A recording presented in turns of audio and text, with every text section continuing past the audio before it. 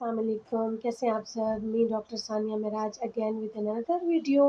और आज की वीडियो जो है मेरी वो है उन बच्चों के लिए जो मेरे पास रिपोर्ट होता है क्लेफ्ट लिप एंड पैलेट के साथ। लिप यानी जिनके तालू खुले होते हैं, जिनके ये होंठ कटे हुए होते हैं और तालू खुले हुए होते हैं, उन बच्चों के नाम ये आज की वीडियो है। मेरे पास अभी भी एक पेशेंट इस तरह का पड़ा हुआ है कि जिसके आजकल मैं ज़रा फ़ीडिंग उसके इश्यूज़ चल रहे हैं और उसको हम फ़ीडिंग प्रैक्टिसेस बता रहे हैं। उसकी हम निप्पल हमने चेंज किया क्योंकि इनके लिए एक स्पेशलाइज़्ड निप्पल आता है, ठीक है? जो मेजॉरिटी पेशेंट्स को पता नहीं होता। और ये प्लास्टिक सर्जरी से मेरे पास मेनली रिपोर्ट होते हैं ये पेशेंट्स। और ये जिन इश्यूज़ के साथ हमारे पास आते हैं ना, जब उनको ऑपरेशन के लिए तैयार कर रहे होते हैं, तो आपको भी आइडिया होगा कि टेबल पे उन पेशेंट्स को नहीं डाला जाता जिनका चेस्ट ख़राब हो या जिनको निमोनिया की शिकायत हो या जिनको सांस लेने में दिक्कत दुश्वारी हो। इन पेशेंट्स के साथ ये इश्यूज़ नॉर्मली रहते हैं क्योंकि ये पेशेंट चूँकि इनका पैलेट खुला हुआ होता है, कटा हुआ होता है, ठीक है? आसान ज़ुबान में अगर मैं कहूँ तो इनका जो पैलेट है, इनका जो तालू है, तो उस एरिया से इनमें जो ये फ़ीड कर रहे होते हैं वो फ़ीड ट्रैकिया में जा रहा होता है और इससे एस्पायरेशन होती है और एस्पायरेशन निमोनिया इन बच्चों में कॉमन होता है। तो उनके उनके लिए हम लोग ये करते हैं और ये मेनली जिस वजह से होता है, तो ये मैंने अपनी प्रेगनेंसी वीडियो में भी बताया था कि ये फ़ोलिक एसिड की कमी अगर माँ में हो, तो वो बच्चे में तो लाज़मी ही जाएगी। तो फर्स्ट ट्राइमेस्टर में फ़ोलिक एसिड देना इसलिए भी रिकमेंडेड है कि उसमें बच्चे की जो फ़ीटल फ़ीचरिंग हो रही होती है, ठीक है? उसकी जो फ़ॉर्मेशन हो रही होती है, तो वो उस माल फ़ॉर्मेशन को प्रिवेंट करता है फ़ोलिक एसिड। तो ये it's a sort of malformation, ठीक है? Due to folic acid deficiency. तो इस केस में हम ये करते हैं कि जब ये बच्चे पैदा हो गए, तो उन बच्चों को ऐसे तो नहीं छोड़ा जा सकता ना, उन बच्चों के लिए हमने कुछ ना कुछ तो प्रिकॉशंस करने हैं, क्योंकि बीमारी अगर आ जाती है, तो उसका हल तो तलाश किया जाता है ना, उन बच्चों को ऐसे तो नहीं छोड़ा जा सकता। तो उनके लिए बेसिकली जो हम लोग करते हैं, वो ये करते हैं कि इनका एक स्पेशलाइज़्ड निप्पल या बॉटल आती है, उस बॉटल के थ्रू हम लोग मदर का फ़ीड एक्सप्रेस करके या अगर जो तो हम इन्फेंट फार्मूलाज़ या जो भी आप दे रहे हैं ना, तो उसकी डाइल्यूशन प्रॉपर करके, उसके प्रॉपर वॉल्यूम कैलकुलेट करके, उस वक़्त के बच्चे के वेट के हिसाब से, ऐज के हिसाब से, तो हम उस वॉल्यूम के मुताबिक बच्चे को खुराक देंगे। और उस वॉल्यूम में ये होगा कि हमने स्ट्रिक्ट उसकी 2 आवरली या 3 आवरली फीडिंग यानी 24 घंटों में आप 12 फ़ीड्स या 8 फ़ीड का एस्टीमेट उसका रखेंगे।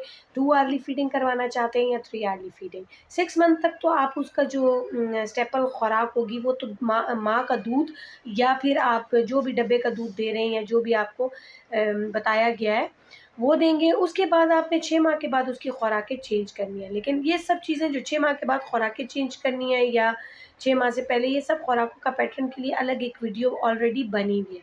ये कोई मुख्तलिफ नहीं होता, ठीक है? ये इन बच्चों की खुराक कोई डिफरेंट नहीं होती, लेकिन इन बच्चों की खुराक का पैटर्न ज़रा ये है कि उस पे आपको थोड़ा-सा एक चेक रखना पड़ता है, क्योंकि इनका जो निप्पल होता है वो इस किस्म से डिज़ाइन होता है इस तरह के बच्चों के लिए कि वो ऊपर से थोड़ा-सा फ्लैट होता है और नीचे से उसमें से जो फ्लो जाता है तो वो सीधा आपके इसोफेगस या खुराक की नाली में जाता है, आपकी साँस की नाली में नहीं जाता। इसमें थोड़ी-सी बस ये है कि आपकी फीडिंग बॉटल्स चेक रखना होता है, निपल्स का चेक रखना होता है। और ये है कि पोज़ीशन अपराइट हो बच्चे की, आपने सर ऊपर किया हो तो उसकी फीडिंग करवा रहे हों, ठीक है? फिर उसको बर्प करवा रहे हों, फिर उसको अपराइट पोज़ीशन में ही रखना है कि एस्पायरेशन कम से कम हो। इस वीडियो में ज़्यादा डिटेल है नहीं, मैं इसमें आपसे उसकी निप्पल की भी पिक्चर्स शेयर कर दूँगी, वो वीडियो भी आपके साथ शेयर करूँगी, वो बच्चे के साथ जो मैं हैंडलिंग करी थी, और ये सारी चीज़ें आपके साथ शेयर करूँगी इस वीडियो के एंड में या बीच में कि आप लोग देख लें क्लेफ्ट लिप पैलेट वो किस तरीके से आपने हैंडल करना है। बाकी सारी हैंडलिंग ही है, उसके बाद इसकी आप सर्जिकल इंटरवेंशन हो जाती है।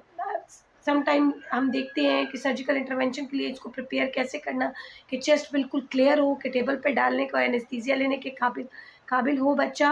और दूसरी चीज़ जो इसमें है कि उसका वेट ठीक हो, क्योंकि हम स्टार्ट से इसकी न्यूट्रिशनल रिहैबिलिटेशन स्टार्ट कर देते हैं कि इसका वेट ठीक रहे, ये कम से कम बीमार हो, कम से कम एस्पायरेशन हो, ताकि इसको हम सर्जिकली तैयार करें कि इसको सर्जरी के लिए हम फर्दर लेकर जा सकें।